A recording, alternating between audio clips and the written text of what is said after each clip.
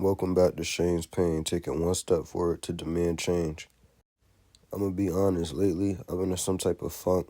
I don't know, some little seasonal change or something like that. But I haven't really been feeling myself lately, so I am grateful for these type of jobs, simple jobs, things to keep the brain moving, keep the body moving, and just the opportunity to help out the community. One of the beautiful things about plumbing or just having a skill in general is you get to help people. You never know what people are going through. And something simple for you can be helping somebody in a great way. So again, just operating in gratitude. But here we have it, a quick dishwasher swap. So what you don't see here is I already went to the panel, turned the power off, disconnected the power from the dishwasher, capped it off, and made sure the workspace was safe to work. Usually there's two screws holding the dishwasher on, screwed into the cabinet. That wasn't the case here. Sometimes you gotta do what you gotta do, so I understand. I didn't waste much time there. Went in there with a sawzall, went right ahead, cut that out, shimmied it out, and took that thing right over. Now what you see me doing here is disconnecting the water and taking off the fittings. We might need them for the new dishwasher. Not exactly sure what it looks like, but we're just gonna disconnect the water and the drainage just to make sure we have all the parts that we need. I don't know if you caught that stretch, but a brother getting old, I had to, Boy, I tell you, I've been in the game since 2018, so this should have definitely take a toll on the body. But here, I'm just throwing on some Teflon tape.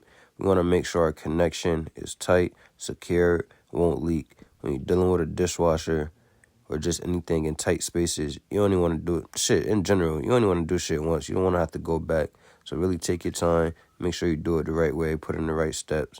When you're threading anything, make sure you do not cross-thread it. It's coming out of your pocket if you fuck it up.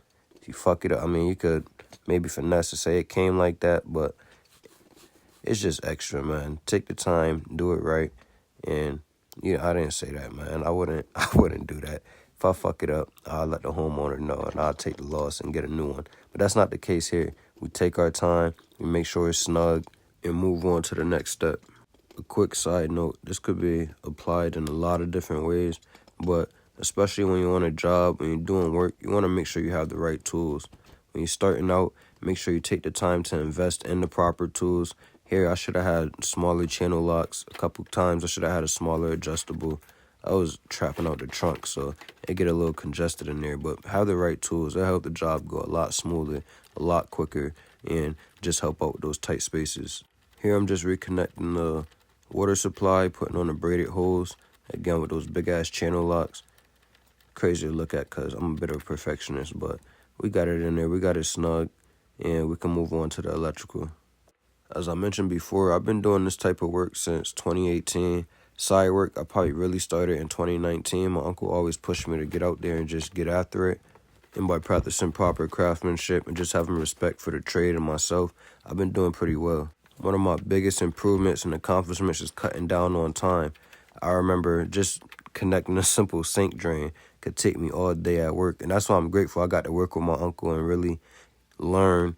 When the time came, the pressure definitely stepped up. But starting out, I had a lot of opportunities just to get my hands dirty, just to see what I was doing, fail, make a lot of errors. But now I really do take pride in cutting down times on jobs. I'm a father now, and family is very important for me. So it means a lot to get in, get out, make the customer happy, and still have time to kick it with the family. But again, here I'm just buttoning up the electrical, matching the colors. I don't get too deep into it, but the basics I could figure out. So I'm just matching the colors, making sure those wire nuts are secured, tightened down, make sure that any movement from the dishwasher or any sudden pause or anything like that won't disconnect anything and everything in that nature. So here I'm going ahead, slapping on the cover plate, screwing it up. I'm not going to lie, you're going to see in a second. I took a step back and realized I had put it on backwards, but that's why you always inspect your work. Make sure you're doing it the right way. So, boom, obviously they had that little opening. So we line that up, secure that, pop our screws in. Like I said, look at the tools. We got the Milwaukee drill.